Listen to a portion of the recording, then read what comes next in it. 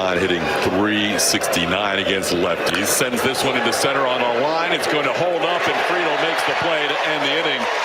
Yordan lined it out to center, but hit it too close to the center fielder, and the Astros have their 5-game winning streak go away. The Reds win the first game of this 3-game series 5-3. Cincinnati has won 7 in a row over the years against the Astros. The Astros' last win against Cincy coming back in 2016. So the winning streak comes to an end.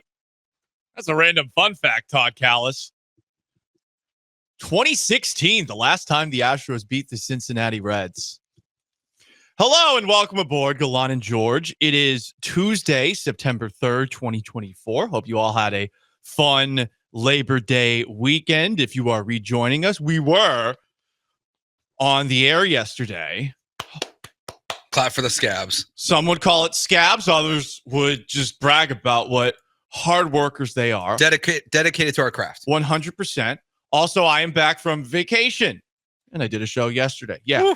On Labor Day, coming back from a week-long vacation. Now, something happened yesterday in the Astros game that I think is about to get us something really juicy. I think just a piping hot, meaty take on the table. Because, guys, and I don't know what he's about to say, but I believe, like a Venezuelan in Aurora, Colorado. Oh, no. That Joe George has come into this studio packed and loaded. And Joe, I want you to pull out that pistol. I want you to put it in my head. I want you to do it. All right. I want you to do it. So, in Hercules, at the very beginning of the movie, when they give baby Hercules the milk. I've never seen Hercules, but yes, I do. Continue your take. I need to find a different movie reference here. And he loses all of his powers. Sure. And becomes a mortal human being. Great. And he's not a god anymore. Yeah. That's Justin Verlander. He's okay. He's mortal. He's no longer a god. He's no longer Cy Young winner. He's just a guy. He's a jag. He's just a guy right now. Oh, okay, we're getting a little juicy. Just the jag. Are you going to say it? Are you going to do the Justin Verlander, what you did to Scott Boras? Justin Verlander washed? I can't do the W word yet. I can't do it. Okay. Fine. Now, of like the 1 to 10, I like a 4. I'm the 1 to 10 on the washed meter. On the washed meter. He's a 4 on the washed He's meter. like a 4 on the wash meter. Mainly because just like there are other takes, which we'll revisit this week because I found some stuff, Paul. You found some stuff? I found some stuff. What kind of stuff? I found some incriminating evidence. Incriminating? That when you give me a hard time about Framber Valdez and my take, I understand. There's another show that was late to their show that day because they were golfing. Oh, yeah, I forgot about that. That when they got on the air, they heard bees. what I was talking about. Mm-hmm. And they agreed with me. Oh. And I found the audio evidence. So they like to keep bringing up my Fromber take. We're going to reveal that later this week before Fromber's next start. Okay. To show who's really in the know of what's going on at the station. But Justin Verlander, he's a 4 on my wash meter. I really want to focus on the afternoon show, showing up late for a show because they were golfing, which was honestly the most embarrassing thing that's ever happened at the station. But it's fine. It's fine. Bringing it back to Justin Verlander. I guess you can't look for him to go back to what he was a couple of years ago. You can't. I mean, that was insane what he did, turning back the clock the way that he did 2 years ago. That's not happening again. I guess really what I have as a question is come playoff time, because he's going to be in your playoff rotation. What is he going to give you? Yesterday, not enough. And it's not like he was getting smacked around. It was singles. The hit that got him chased from the game, maybe Altuve could have caught that. Maybe Jason Hayward could have caught that. I mean, it just dropped in between 3 guys on a bloop, and it scores 2.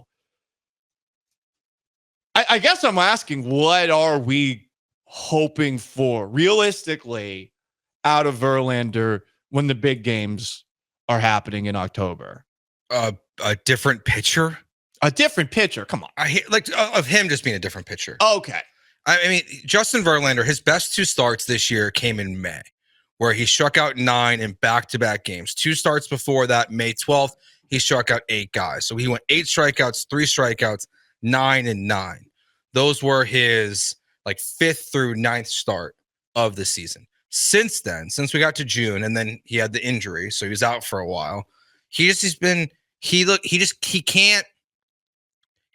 do it as easily as he used to. It's so much of a grind watching him. You could tell that he's going for the strikeout pitch and he's just not getting it. The command's not there. Walked 3 batters to start a game for the first time in his career yesterday. They pointed that out on the broadcast, which is a wild stat pull from the TV crew. Credit to them. But he just looks like everything it's hard.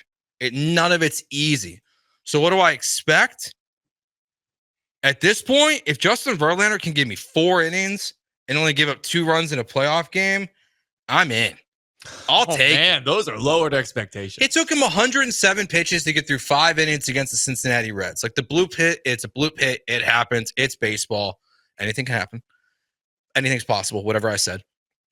But it's not as easy as it used to be. It's just everything's a grind. I was on vacation last week. How did Verlander look in his last start? And is it possible that this is Verlander on the mound going through a preseason of sorts? Ooh. Is it possible that a month from now, we're looking at Justin Verlander, and we're not getting 2022 Justin Verlander, but we're getting a Verlander that is not going to give up 8 singles, that's not going to throw first pitch strikes to just 13 of the 26 guys he went up against? Is he going to have more command? Because this could have been just a one-off kind of thing. He is coming back from what was it? Again, the Astros make it confusing. Arm/neck injury. But officially a neck, but it was an arm. Yes. That Verlander told us was an arm. Yes. The Astros told us it was a neck. And Verlander told us it was a neck at first. Fun times. Okay. Is it possible? I think it's possible that he is still working his way back. And perhaps this is me being glass half full, but I am looking at it through that lens. That was a rough outing yesterday, for sure. But if he's not getting shelled, if he's not getting bombed out of the ballpark, I'm not concerned. It's Justin Verlander. That's also part of it. That's why it's totally fair and justified to look at it glass half full. And I would still lean that way. He's Justin Verlander. How often do you doubt Hall of Famers and then they still just find a way to figure it out when it matters most? I mean, you've seen guys who have struggled in their careers, but they can still have peak performances. I know it's an extreme example, but I think back to Kobe's last game. I mean, he was objectively terrible at basketball, but then in his last game, he dropped 60. I mean, did shoot 472 times. He did. For all the Kobe stands out there, he's not even close to the top 2 players of all time. But agreed. To be fair, yes, he had a really good last game. Yeah. And to make Jordan was dropping 45 with the Wizards. Mm-hmm. And to bring it back to me, as I always do, and my Lord and Savior Tom Brady. But I mean, the few times where I ever had doubts about Brady, I felt so guilty that split second I doubted Brady. And it did happen a couple of times. I'm only human. Verlander is somebody who wanted to be Tom Brady. I think he even said it, and wants to pitch into his mid-40s, which maybe is looking unrealistic at this moment in time. But this is a guy that I still think is capable of more than what we saw yesterday. I'm not panicking about it. I'm not freaking out about it. You're not either. You're just saying he is no longer superhuman. And I'll agree with you there. I don't see him getting back to a level where you say, I'm making Justin Verlander the guy who's my game 1 starter. That's Framber Valdez right now. I mean, he almost threw another no-hitter over the weekend. Valdez has that locked down. I'm not sure he's your game 2 starter. Ooh, okay. Well, who'd you put in? Hunter Brown. And would you put Justin Verlander? I mean, Verlander over Arrighetti, yes. What about Kikuchi? He's pitched so well. It sounds weird to say, but he has 5 starts left, I think. Like there's like 28 games, 27 games, something like that left in the season. So we probably see Justin Verlander pitch 5 more times. So we have a lot to learn about where Justin Verlander is at. Is it a spring training kind of thing, which I would love for that to be a great take, that he's just ramping back up still. Is there more left in the tank? But the way Kikuchi's been performing since he got to the Houston Astros, it's hard to not view him as the guy over JV, at least at this very moment. The performance he had against the Royals over the weekend, where he not only won 6 innings for the first time, I mean, he won 7. I'll listen to that. I sure will.